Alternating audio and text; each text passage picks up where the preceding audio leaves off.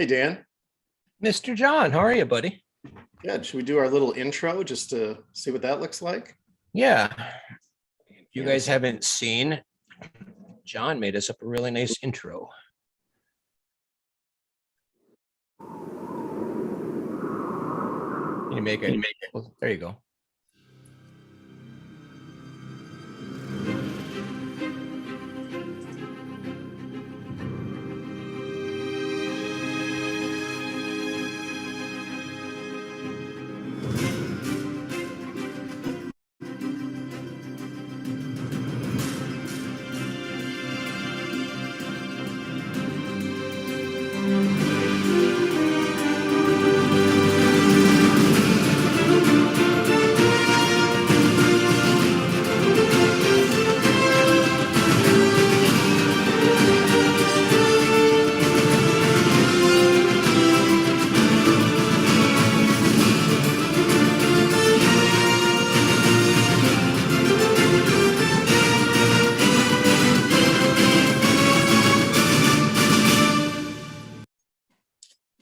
that was invigorating.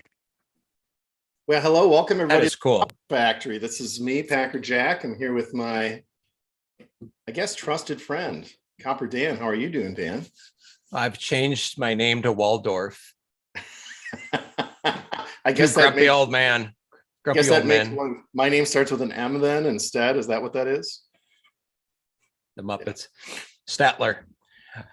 So I have to say that Copperhead Road is my new favorite song of all times. I actually never heard it before you introduced it to me. I'm like, oh, have I not heard this song? Always got to be theme on variation. We're going to make it happen. We're going to make it snappy. And this show, Danny and I agreed, is only going to be about an hour. And we expect most people to watch it recorded instead of live. And maybe we'll join other shows Oh, live. the first couple episodes, they might be watching it recorded, but we're going to be the greatest thing since sliced bread, my friend. Well, the only thing is that I have to, on Tuesday nights, even though I let it DVR, I have to get off to watch The Curse of Oak Island. So we've got a game show tonight called Something We'll Say Later. But I also want to make sure we've got time for me to get my Geritol and Ensure in and still watch The Curse of Oak Island. Speaking of Oak Island, yeah, I got a video the other day sent to me from somebody from Oak Island. Did you get that video too? I did. It's one of my favorite shows. And I thought if we were going to do this, let's do it the right way and go big or go home. And I love the term Oak Island and the term in the wood from Forrest Poem, and oak is wood. And so let me share my screen again and let's go there. Hang on just a second, everybody.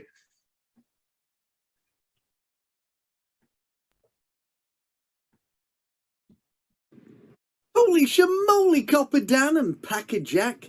Gary Drayton here from one of your favourite treasure hunting shows. Here to say congrats, guys, on your YouTube channel.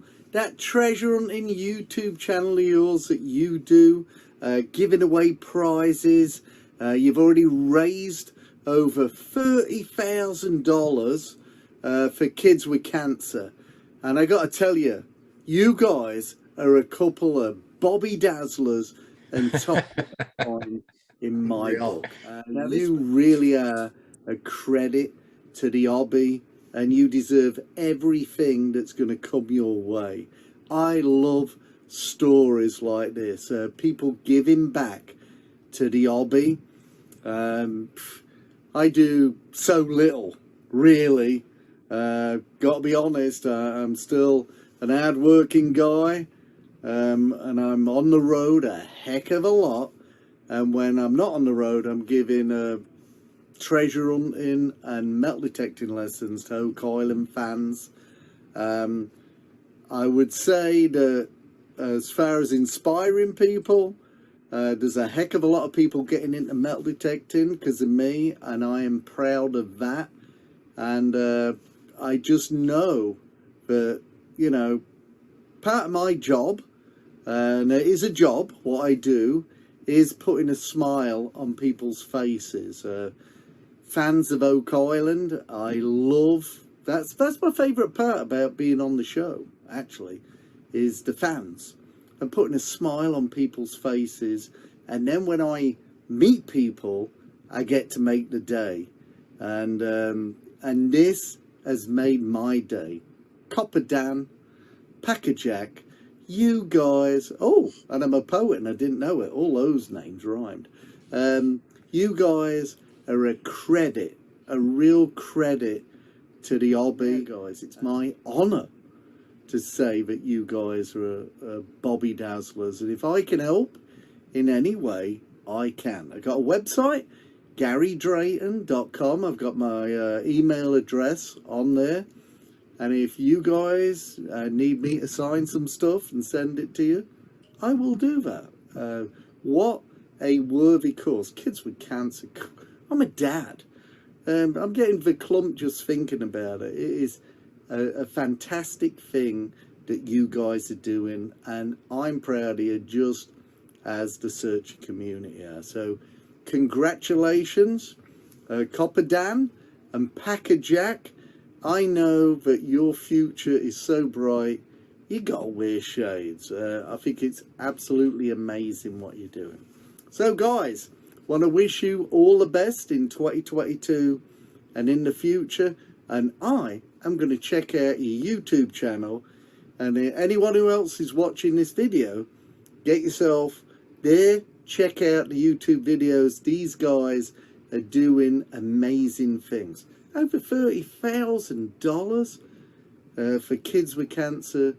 Congratulations, guys. You deserve a well-deserved shout out. All the best, guys. Cheers, Gary. Yeah, that Copper Dan, you were just called a Bobby Dazzler. You're definitely a top pocket find, my friend. I was blown away that he would spend over 3 minutes of his life doing that for us. And really, yeah, when that popped into my email on, I think it was Saturday night. I believe it was Saturday night. I popped into my email. I was just like, "Are you kidding me? This is so cool." And my wife is a big Oak Island fan. I'm like, "Hey, hon, come here. You got to see this." And I show her videos all the time. She's like, "Now what?" And she's like, "Shut the front door." And she watched it like 6 times in a row. Yeah, I mean So that's I'm her. I told her I'm her top pocket find. Yeah, I think we don't have a lot of live viewers right now, and I know that might take up through the hour, but I hope people come and watch that and tell everybody that who's watching it live what just happened. And we'll probably play it one more. Probably at the end of the show, we can play that. Yeah, we'll play it again at the end. And I know you guys, it's been suggested, and you guys want, put the 1 hour to tee it up out there like Mike does. I tried that on over the weekend and I screwed it up, and I just haven't had time. I need some more time to sync the Zoom that we stream with into the YouTube show. So for now, for tonight, maybe the next week, we're just gonna go live. So make sure you subscribe and hit the bell and all that stuff, so you know when we go live. And Copper Dan is kind of starting to see the power of Packer Jack. So Gary Drayton's just the beginning. We may have some heavier hitters. What I really loved about what Gary did, Dan, and because he made that offer to us, and I copied you in the message to Gary, and we've been in touch with Gary, and he's going to be sending us some autographed stuff from Oak Island and from himself. And he even said, "Hey, come down to Florida and do some metal detecting with me," and just is a fantastic guy. So stay tuned. It may not be video the next time. It may be Gary with us. And I was just, we were both blown away that, he spent that much time to help us. And it really is a testament. First of all, I'm riding on Dan's coattails on the whole St. Jude's thing. I donated and was part of it. But Dan, that was your brainchild. But really the credit goes to the search community, all of you out there and everybody. Dan's just a conduit, and I'm on Dan's coattails. So, to have would you get off my damn back? It's getting sore. I'm getting too old to carry you. Oh, just kidding. Right. But to have someone say, "Hey, great job by you and I." It's really a great job by the Fen community that usually when times get tough, the community comes together and makes great things happen. Yep. Yeah. So because I can, he did not say 130,000. He said 30,000. But you know what? I hope to get to that 130,000 raised for them kids. Yeah. That has just become a mission in my life, is to do as much help and good as I can for that organization. Absolutely. Big thanks out to everybody who's supporting us tonight. We'll be watching this. We really appreciate it as we get going, and we have a Hey, special. we're up to 16 viewers, man. We're My gonna break a God. record. Yeah, we may be able to start, but we still don't have the Duger family numbers yet. So hopefully people will help us get past that. Happy birthday shout out to our friend Oh yes. Urban Chasing Indy. She's 33 today. I have kidney stones that are older than that. So congratulations. Happy birthday, Candy. Yeah. So Dan, let's talk a little bit about, I just feel so honored that you asked me. We were back in, I think, November when you said, hey, do you ever want to do something? Because there's a lot of great shows out there, but we seem to get along. We're positive. We don't want this to be negative. And we may talk about search topics that aren't positive, but we want to do the show in a positive way without drama. Mm-hmm. Talk about why you got in contact with me and said, hey, let's do something. I'm trying to remember. Well, I mean, the original, like I originally met you back when I found out you were an IT guy, and my own business, I was expanding some stuff, and I'm like, I got a question, and you were kind enough to put me in touch with your team, and I got to know you a little more. And then of course, when I found out you used to be an editor, and when I did the Jack thing, I met Jack, and I wrote that little article, you were the very first person to ever lay eyes on it, and you got to edit it for me, and we've just kind of became better and better friends ever since. And yeah, well, I know K-Pro reached out to me and said something about doing a filler show, trying to get all the days of the weeks kind of covered for the search community. And I went, well, I'm not real comfortable completely in front of the camera by myself, but if I got someone to do it with, it ain't so bad. Right. So that's why you're here. Yeah. And I have been kind of freaked out about knowing that I came late to this in the spring of 2020, and most people don't even consider me a searcher. Right. But the fact that I got into it, bought TTOTC,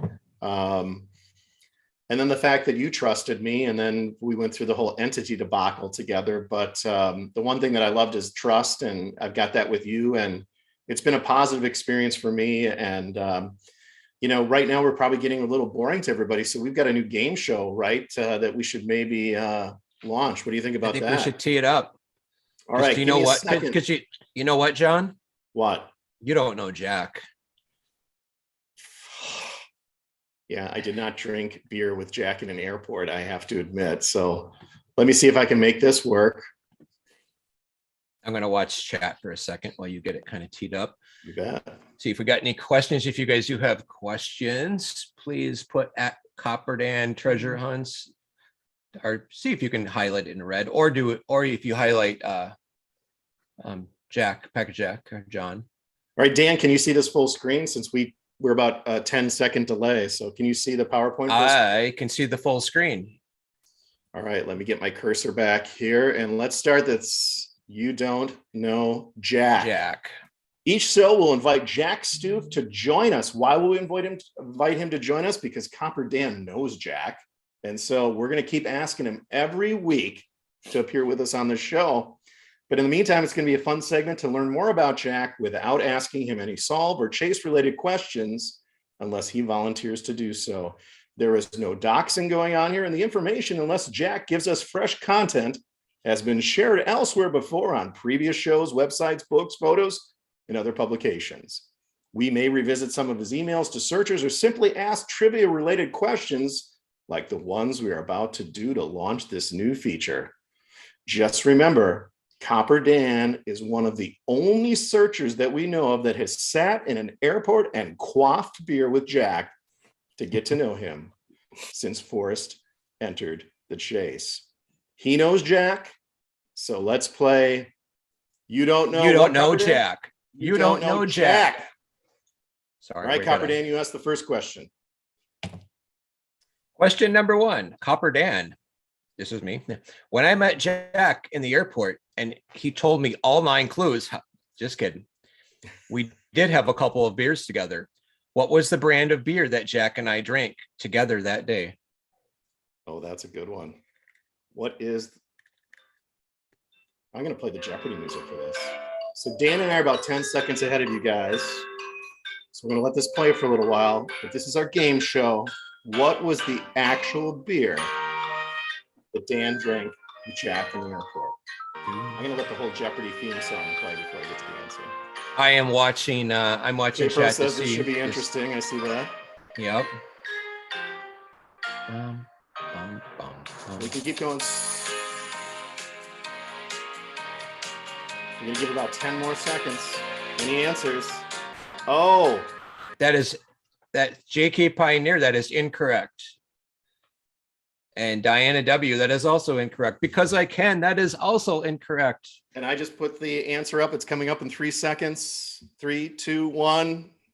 I think JK Pioneer, actually, Dan, you're being a little, it's Sam Adams Boston Lager. All right. We got to give that to JK. So what we're going to do as we do these game shows in the future is your name will go into the copper kettle. And each month we'll put all the names from the month's winning answers into the copper kettle for amazing prizes to be given away on the Copper Factory. All right, Dan, I'm going to move forward to question number 2. We have 5 tonight. Here's question number 2. When Jack wrote his goodbye post to the readers of Wonkette in his role as an opinion writer and editor, he stated the total number of posts he had written for the website over his time there. And remember, his time there was only from age 21 to 22. What was the exact number of posts that Jack put in his last post that you can see the title there if you're quick with a Google finger? What was the total number of posts that Jack said that he did from age 21 to 22 as an editor of Wonkette? Oh, there's that music again.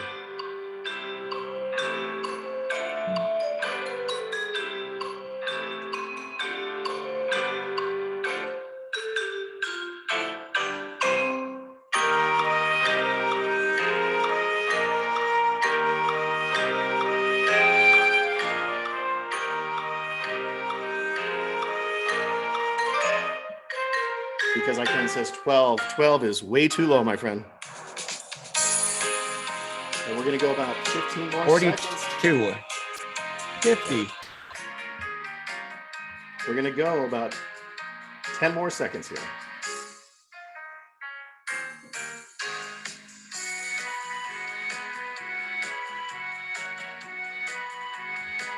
Bobby Brass is getting closer. Nobody's actually looking it up. All right, Dan, are you ready for the answer? All right, let me come back into. I am ready to see the answer. The answer is 1,642 from the time he was 21 to 22, the posts he made as an editor of Wonkette. Guess what? Nobody got that right, Dan. Do you know why they didn't get it right? Because they don't know Jack. That's right. They don't know Jack. All right, let's go to question number 3. Dan, this is all yours. Question 3. When I was with Jack and he pinpointed the exact location where the chest was hidden on his phone, just kidding again, he was wearing a baseball cap, as seen in this photo, with a logo on the front of it. What team is represented on that cap? Ooh, that's a good question. Copper Dan maybe could give a hint and to tell you that it is not in the United States. All right, here we go. I'll go watch, go peek at chat. Some more. See if anyone remembers this. I know a couple people know that. Alan Kay just signed in with us. Alan, you missed our special guest. We're going to play it again at the end of the hour. But we had Gary Drayton from the Curse of Oak Island join us earlier. We're going to play it again at the end of the show.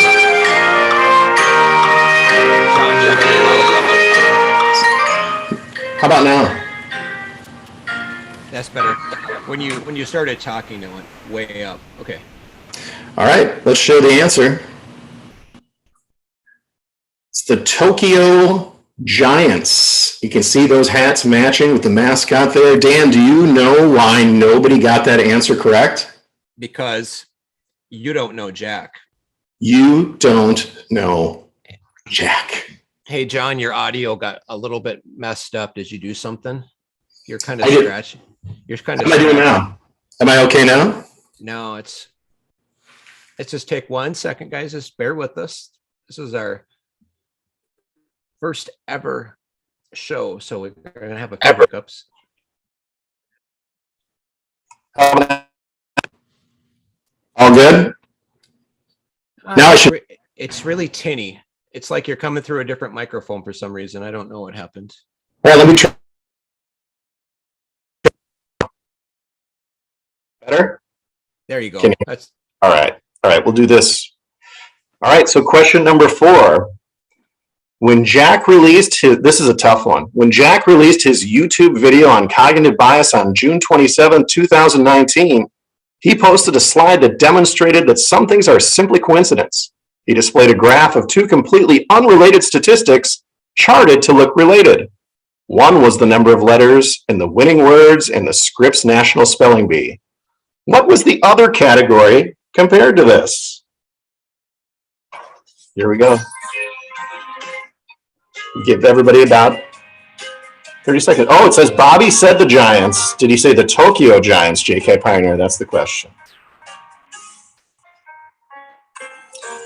Does anybody know what Jack compared the number of letters in the winning words on the Scripps National Spelling Bee to? I'll give you a hint. It's kind of creepy and crawly.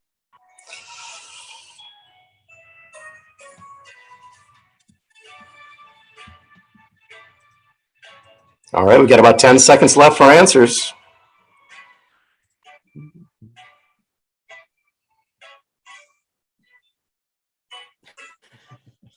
And in 5, 4, 3, 2, 1, the number of people killed each year by venomous spiders. And there you see the slide from his cognitive bias videos. Letters in the winning words of the Scripps National Spelling Bee correlates with the number of people killed by venomous spiders. Nobody got that right, Dan. Do you know why? You don't know Jack. They do not know Jack. Someone says they can't hear me anymore. Well, Francis has been trying to have that happen for her whole life. So, all right, we're going to go to question number 5. Hopefully they can hear you, Dan. Do you want me to read number 5? I shall do it, just in case. Give me a second. I'm just going to ask the chat if they can hear me. Can you guys? I'm going to type it in. Yes, audio is low. I know your audio got, I don't know what we did. I wonder if we, well, we'll finish this up. And then when we unshare screen, I know your audio for some reason got messed up. Yeah, I think it's probably screen sharing. So let me read this last question. Before Jack was an editor for the Wonkat, he was the editor of a satirical newspaper at a university he attended. What is the name of that university? It is on the sweatshirt he is wearing in this photo. But more importantly, what was the name of the newspaper? We need both answers for a correct solve, just not the name of the university. We also need the name of the newspaper at that university.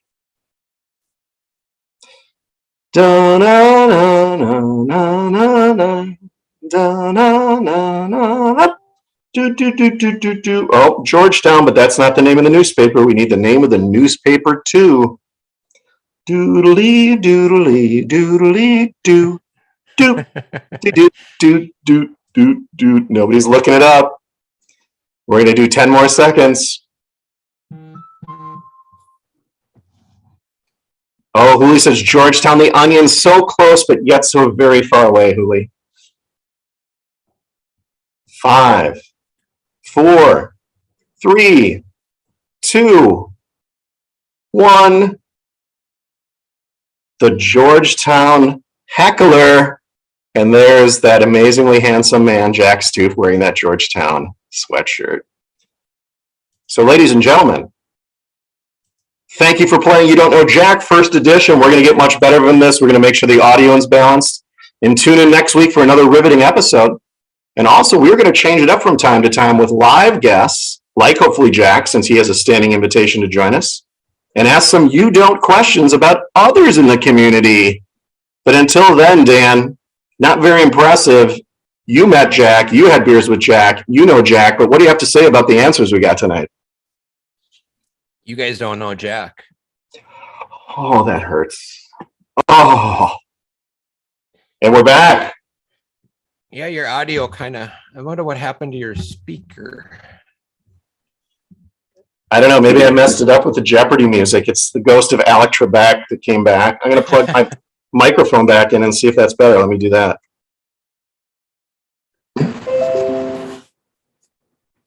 Try talking. Can you hear me now? I'm going to accomplish it. Yeah, now can you hear me? I can hear you. It's just really, yeah, I don't know what happened. All right. So I'm looking at chat. We had Georgetown. We had people say they don't know Jack. Dan is low, Packer is loud. Well, I have a loud voice anyway, and I'm probably way too close to my microphone because I have I pretend like I don't know what I'm doing, but this is the actual professional microphone that I'm talking into. So yeah, you might have blown your audio, blown it out when you played the music. It's not the first time I've blown something out. Darn Alex Trebek. All right, man. So, I'm not Mike Collins to fix this. So I'm going to talk a little softer so that you guys can turn your audio up and hear Dan. And Dan, we got a couple things left. We're already at 7:30, but we got a couple things left on the agenda.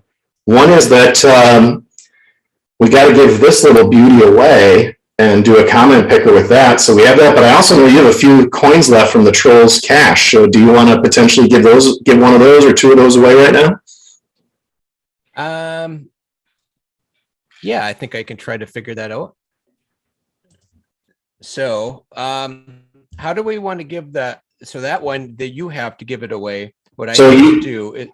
We did a video that was called the Copper Factory Test, which was our first video, and anybody who commented on that video called the Copper Factory Test is in the running for this chip that is actually from the Dude Lounge. It's a 1960s poker chip, a $1 poker chip from the Dude in West Yellowstone. Let's see. I am going to find. I got to find the video here. Just give me 1 second. I can play Gary again if we're waiting. So. Yeah, why don't we let's play the Gary again. While I get everything teed up here. Let me get back to my videos and do that. Let's do it. Hang on. Let me share screen. Let me get to videos. Make sure I'm sharing sound. I'm also sharing sound, so maybe I have to turn that off, Dan, when I'm not sharing my screen. And let me play Gary. It's your moly copper Dan and Packer Jack. Gary Drayton here from one of your favourite treasure hunting shows. Here to say congrats, guys, on your YouTube channel.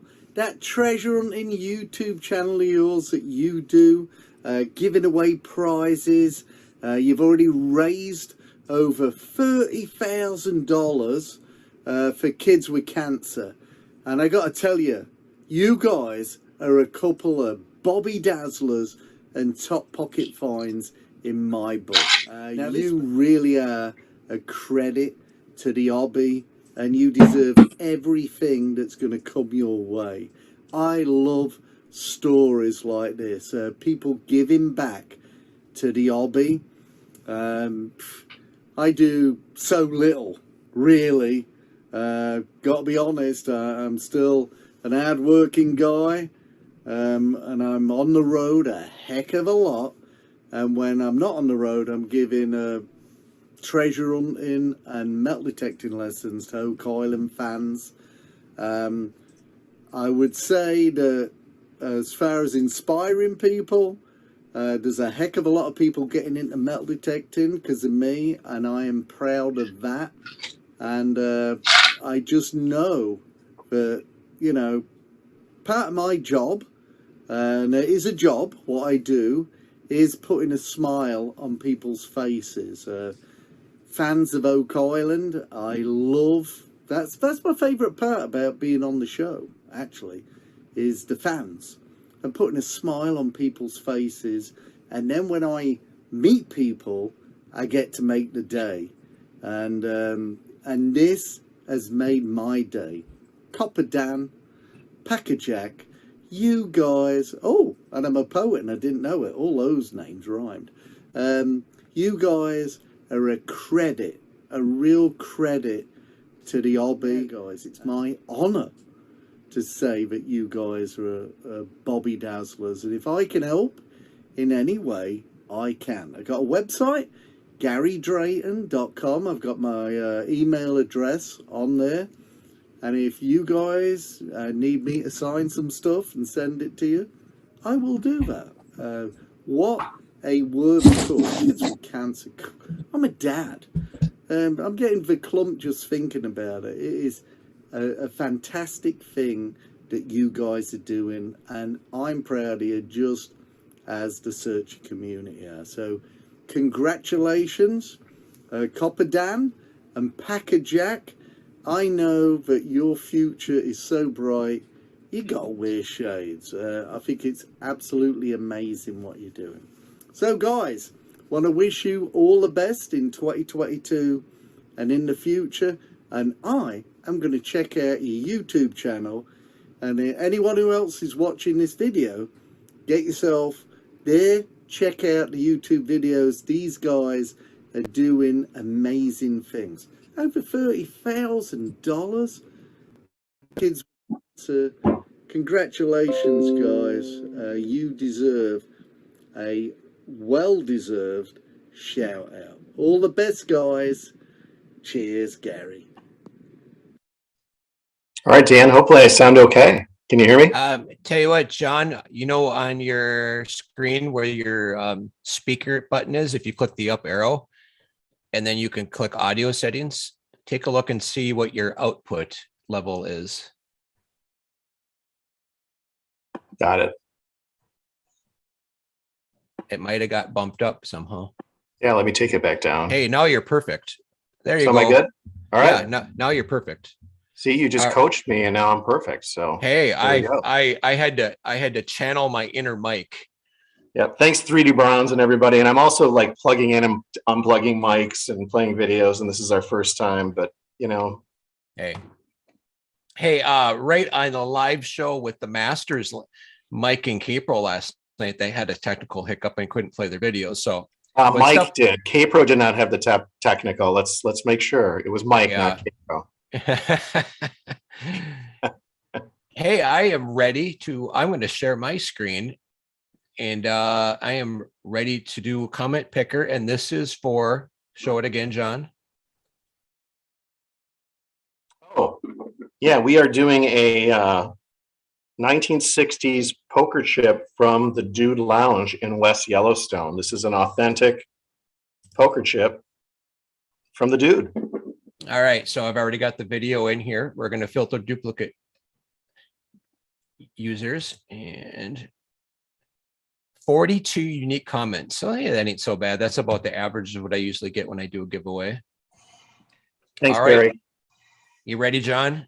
I'm ready. All right. Boom. And the winner is Jenny Kyle with Mysterious Writings. Wow. That's pretty appropriate, I think, right? 42 people. Yep, that's great. I'm just glad that like me or you didn't win, because that happens. Redo it. All right. Congratulations, Jenny. I will I'll reach out to Jenny. She's probably not watching us live tonight, so I'll reach out to her.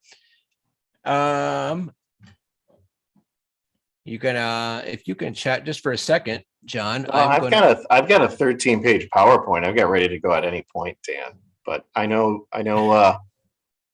the Copper Factory wants to stay positive, but this is getting back to what K-Pro and I and others are working about in regards to when the chest was actually found. So I can pull that up at any point and run through that and make sure we hit that tonight. And but I'll leave that up to you. Well, give me 1 second here. I'm going to go to the video like that we did. PowerPoint. Copper Dan. This is the one. All right. I'm going to do hang on 1 second, guys. I'm working on the fly here. Copy. We're going to give away a couple of Copper Dan coins here, as promised. All right. I got to switch back over here. All right. We're going to give away 2 drawings. This is for the, hang on, got stuff in my way here. This is for the Trolls Cash coin and a poster.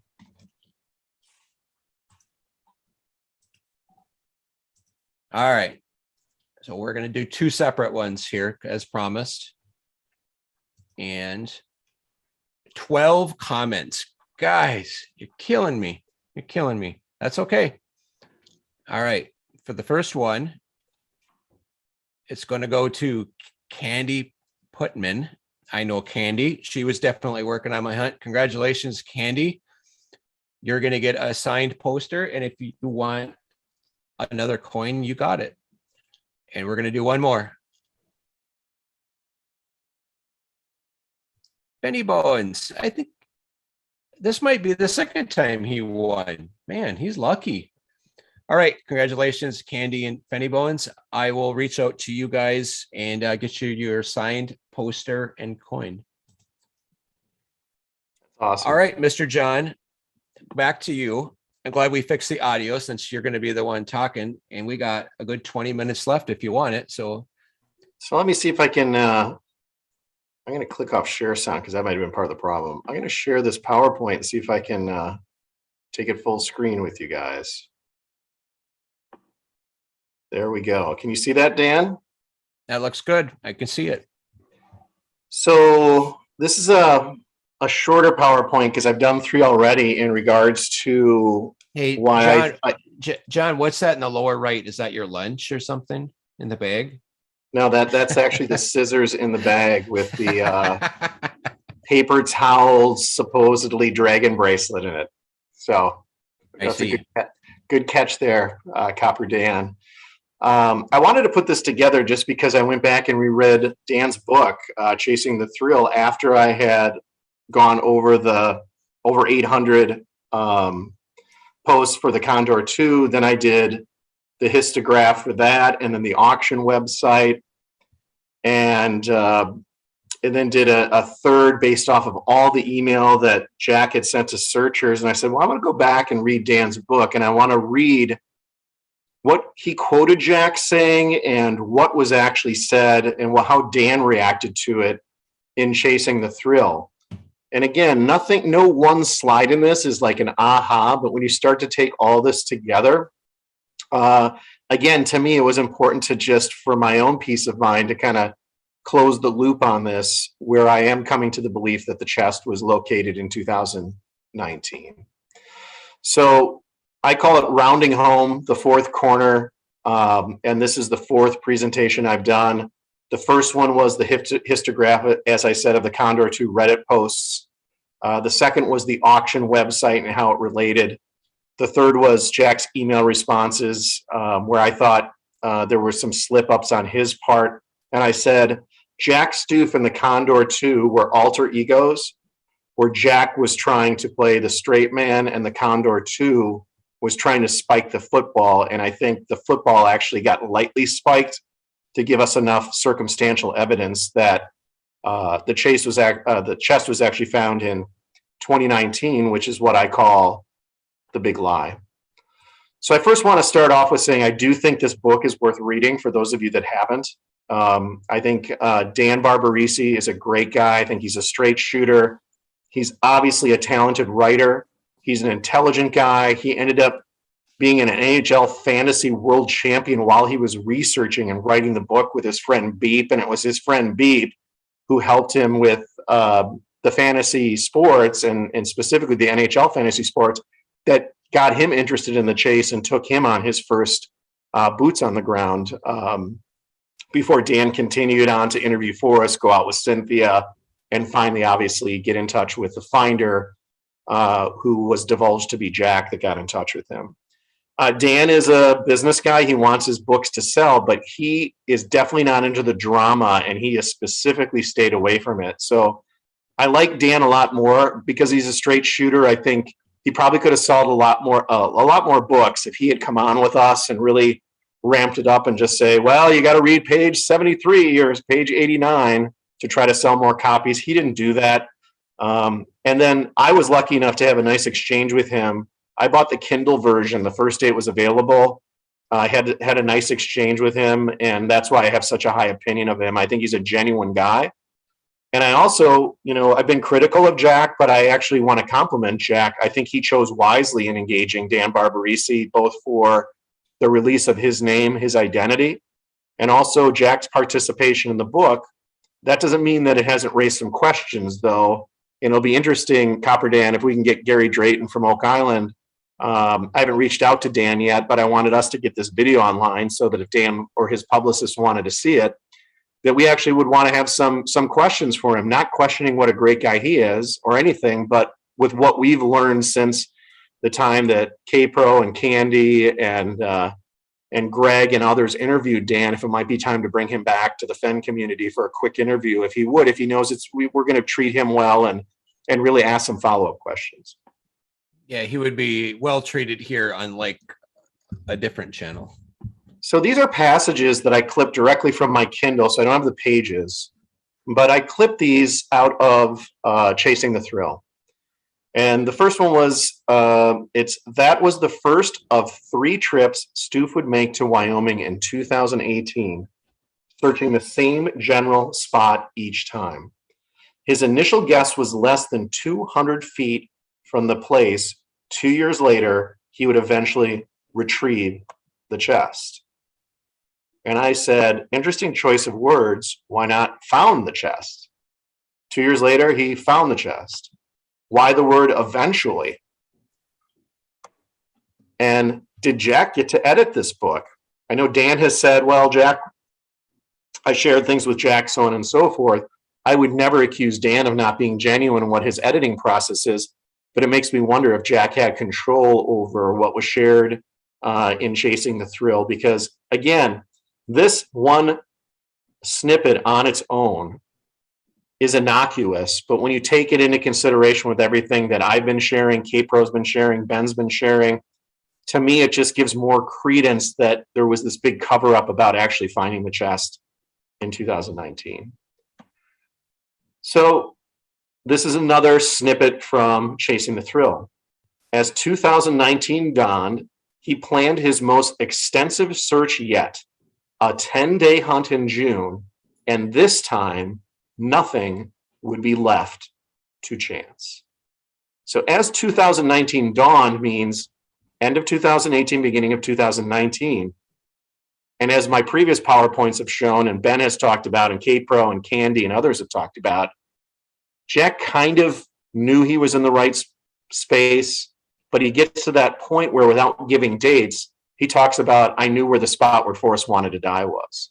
And so I think this is an interesting choice of words by Dan Barbarisi, that he says nothing would be left to chance at the beginning of 2019. What's the opposite of left to chance?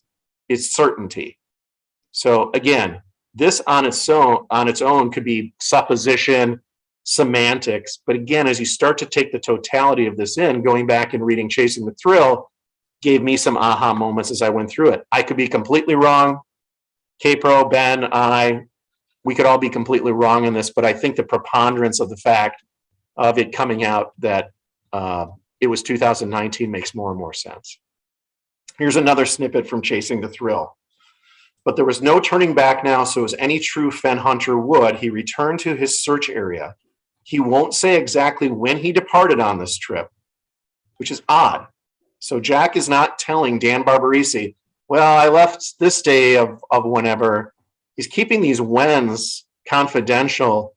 And this is the book that's coming out after Jack has announced as the finder. So it's interesting that Jack is being, in Dan's own words that you'll see later, cagey about the timeline. And to me, it plays into the fact that Jack was being very careful to cover up the true timeline of this. So he won't say exactly when he departed on this trip. Stoof is almost as protected of the when of his treasure hunting as he is of the where. But this time, the 10 days in June of 2019, he was committed to searching for a damaged blaze, and he would go over some of the ground from his 10-day search with the pursuit of the blaze foremost in his mind. So this is really, really interesting as we're kind of doing our ridiculous sleuthing here, that Jack is talking to Dan Barbarisi and maybe giving up some things that in a single instance we don't figure out, but in retrospect, as we start to put this all back together, he's as, if not more, protective of the win. He knew what the blaze was and knew to look for damage. And what year was that? It was 2019. Makes sense. This is something that is separate from the timing of the chase, but Ben Naples spent time on this, and this is the words brimming in 2019. He saw the dragon bracelet in a plastic bag filled with water. The other important bags were items were in bags as well, brimming with water on June 5th, 2020. Now, whether this was taken on June 5th or June 6th, there are some areas of moisture in this photo that many of you have looked at so well, but I do not see things brimming with water. And let's take that even to the next passage that Dan wrote. Then he saw the key to the treasure chest, badly rusted up against one of the gold coins covered in spider webs. Totally true. We can see that key and we can see the coin that it was up against. Mm-hmm. It had all been clearly here a long time. He saw the olive jar, said to contain Fenn's autobiography. He took it out, read the few words he could. They were about things related to Fenn's life. He put it back amid the waterlogged bags and grime-covered coins and web-filled chest. He put it back on June 5th, 2020, amid the waterlogged bags and grime-covered coins and web-filled chest. Just went back one slide. I don't see waterlogged bags. No. I see coins cleared off. I see some remnants of webs, but I also see dry dirt all around the edge of the chest. And Ben Apple did a wonderful show about this. But again, this is Jack Stoof trying to say this happened on June 5th, 2020. There is absolutely no way, as we take the totality of this, that this is an accurate statement. It's an accurate statement about what probably happened in 2019 when Jack found it, except for did he put it back, so on and so forth. But I have a big problem with looking at those photos that were sent to us in the community and saying, those are the photos that someone took right after they found a chest that had, waterlogged bags in it. Here's the cagey word. And I would have to, this is why I want to potentially talk to Dan Barbarisi again. When you use the word cagey about someone and you're interviewing them and they're telling you the true story about what happened and they're trusting you and they're remaining anonymous at first, I don't know if Dan at the time consciously, I think it was more subconsciously, was getting the vibe that this guy's not giving me the right dates about stuff. But I also don't think he would be that overly concerned about it at the time. I think he was convinced that this was the finder. He had the photos. He was then going to go and see the chest in Santa Fe. But this passage really stuck with me. Stoof remains cagey about times and dates on his searches, but he is clear that on June 5th, 2020, he was at the search spot, left the treasure there, and headed for his hotel, where he set up his laptop and prepared to compose just the right email to Fenn, informing him the treasure has been found. Guys, I mean, as we start to look at this, the June 5th, 2020, maybe when Jack took the chest back, maybe where he left it, maybe where he retrieved it the next day. But even in this book, Chasing the Thrill, Jack has left unwittingly some slip-ups and breadcrumbs for us to be another part of this evidence. Go ahead, Dan. One of the first emails I sent him, in fact, I think if I went back and looked, it was the very first email I ever sent him, was a congratulations email, but it asked a question: what did it feel like to find that treasure chest? And what surprised me the most is the lack of emotion. For a guy that shows clearly, I met him, I sat in front of him, very emotional guy, there is a clear lack of emotion to finding this treasure chest. Well, and I wonder if that's a defense mechanism where he's created this, what I call hashtag the big lie. And again, I'd love to have Jack come on at some point. I don't, you know, I've credited him for his intelligence and the whole Puerto Rico thing and all of that. But I think part of it, Dan, is once you're there to open your mind to start answering any questions, you're just on lockdown because you have to keep the gate closed. So when you ask a question, what was it like when you found the treasure? His brain is saying, I've locked that down so that anything I might say or any question you might follow up with is not going to give me away to what happened here. You know, and if he truly did find it in 19 and left it to go come up with a plan on, you know, the Puerto Rico scheme, you know, I wonder looking back if he would just like to have just taken it way back then. I think that a searcher died from the feeling I got when I talked to him. And I asked him, do you wish you would have just taken the treasure chest and just left and not, you know, maybe got a note to Forrest? And almost before I could finish that, he answered, he's like, well, no, because I had to let the search community know so no one else died. And I needed to let Forrest know so he had closure.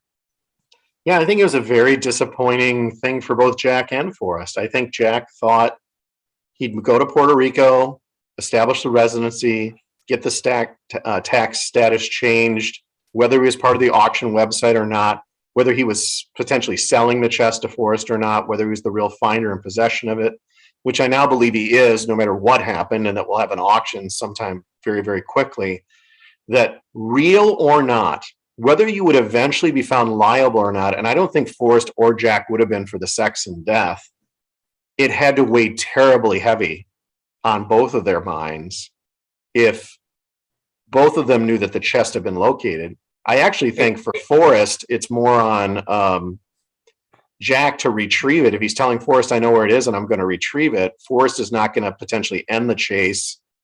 He's talking to Dale about it, you know, at the end of the year. But Jack, go ahead, Dan. Sorry. I'm Capro. Not to start an argument with you, but I disagree with you. He did not think Forrest was dumb. He did not have ill will towards Forrest. This was probably before maybe he did. Maybe when he found it at 19, I don't even know if he reached out to Forrest, but he probably already had this pre-planned on what he would do. So he put his plan in action. Any of us might have done the same thing. So let me give you a little bit of Packer Jack backlash, Copper Dan. For the Condor 2 to go on to Reddit after that time and say Forrest left a shit show for the finder, you may be right that he didn't contact Forrest, but I have to believe when the Condor 2 says Forrest didn't think of everything and this is a shit show for me, that there was definitely, that Forrest was most likely put in a position where he knew someone had located it, but that person was saying, oh, I know where it is, Forrest, but I'm not going to retrieve it yet. I'm going to leave it right where it is, or without telling anybody else, I may move it someplace else, and you're screwed until I get through this tax issue because I'm going to lose $200,000 to $300,000 that I could potentially gain if I either do this auction website and make more money, or I go and get my tax status changed. So that's my belief that it wasn't that Jack never let Forrest knew that he found it in 2019, because how would the Condor 2 know that it was a shit show? How would he know that Forrest didn't think of anything unless he asked Forrest if he thought of everything? Again, we are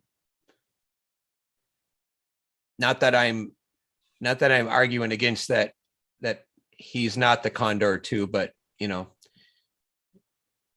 No, I appreciate it. And so this slide a few days after, it just goes back to what K-Pro shared with me, what she knows, and it's this the last paragraph. You can remember what the page was above that. He wanted to fulfill Fenn's, you know, dream, but you know, it was going to eventually go to auction. And then it says the finer points of the chest ownership weren't really public knowledge either. Fenn had officially given the chest to Stoof so that he had legal ownership of it when they met in Santa Fe a few days after Stoof retrieved the chest from Wyoming. So that goes to K-Pros saying, I know that it was 4 or 5 days from the time Jack actually got down to Santa Fe before he could actually meet with Forrest. And K-Pro, you're watching this. I mean, right here, we're reading in Dan Barbarisi's book. Boom, let's go back and compare the facts that we think are right. And then we've got this confirmation here. A few days. Most people thought Jack found it on the 5th or 6th, drove down there, stayed overnight in a hotel, met Forrest the next day, la-di-da. Here you have the word a few days, and K-Pro had reports that it was 4 to 5 days. And then to me, this is Jack being very emphatic with Dan Barbarisi about taxes. Everything has been done legally under the advice of tax lawyers so that there is not an issue down the line. And I'm very confident there will not be an issue down the line. This is not something I would ever hide from the IRS. I've paid my taxes that are due every year since I was a teenager, and I would not use this experience to create a crime. Wow, that sounds pretty great, right? But why is this coming up besides the fact to say, are you not coming forward? Are you not giving the solve because of tax issues? And Jack is saying everything has been done legally under the advice of tax lawyers. So this sound makes Jack look really great. And I'm not saying that Jack isn't great. And he certainly is incredibly intelligent. But to me, this is the Douth must protest too much of totally avoiding the, and by the way, I've done everything legally under the advice of tax lawyers, but I also put off announcing that I found the chest in 2019 so I could go and establish residency in Puerto Rico so that I could make the maximum amount of profit when I either sold the chest or auctioned it off. Doesn't make him a bad guy, just means that the find on June 5th and the retrieval on June 6th is the hashtag, the big lie. And that's all I've got on that, Copper Dan. But what I want to know, what I really want to know, I don't give a crap when he found it. I want to know what the 9 clues are.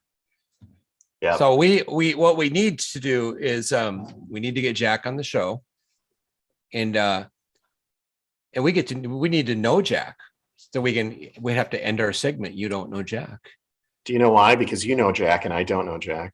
But I now know Gary Drayton. And that, if that's the best thing to come from you and I starting this YouTube channel, is that we now have a direct line to Gary Drayton. That's pretty cool. That's pretty cool. Because you are a Bobby Dazzler. A top pocket find.